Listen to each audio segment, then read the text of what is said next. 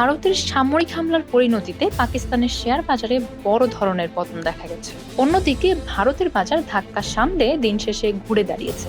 যুদ্ধ পরিস্থিতির আশঙ্কা দক্ষিণ এশিয়ার অর্থনীতিতে শঙ্কার মেঘ জন্মেছে, যা বাংলাদেশের শেয়ার বাজারেও প্রভাব ফেলেছে। বুধবার পাকিস্তানের প্রধান সূচক কেএসি 100 একদিনেই 6,000 পয়েন্টের বেশি পড়ে যায়, যাকে অনেক বিশ্লেষক রক্তপাত হিসেবে আখ্যা দিয়েছেন।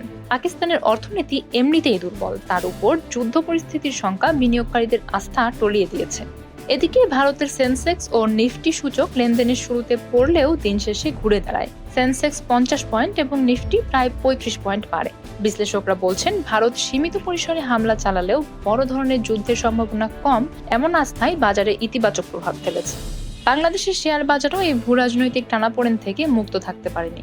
ডিএসই সূচক 149 পয়েন্ট কমেছে, যা বাজারে এক প্রকার আতঙ্ক ছড়িয়েছে। বিশ্লেষকদের মতে, যুদ্ধ পরিস্থিতি দীর্ঘস্থায়ী হলে তা আঞ্চলিক অর্থনীতির ওপর বড় প্রভাব ফেলবে।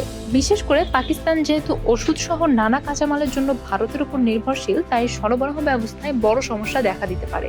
ভারতীয় ব্যবসায়ীরাও পরিস্থিতি নিয়ে উদ্বিগ্ন। তারা মনে করেন, দীর্ঘমেয়াদী সংঘাত হলে ক্ষুদ্র ও মাঝারি শিল্প সবচেয়ে বেশি ক্ষতিগ্রস্ত হবে।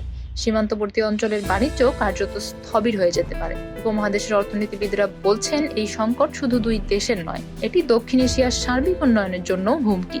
বিশ্ব যেখানে আঞ্চলিক সহযোগিতার দিকে এগোচ্ছে, সেখানে যুদ্ধের হুমকি উন্নয়নকে থামিয়ে দিতে পারে।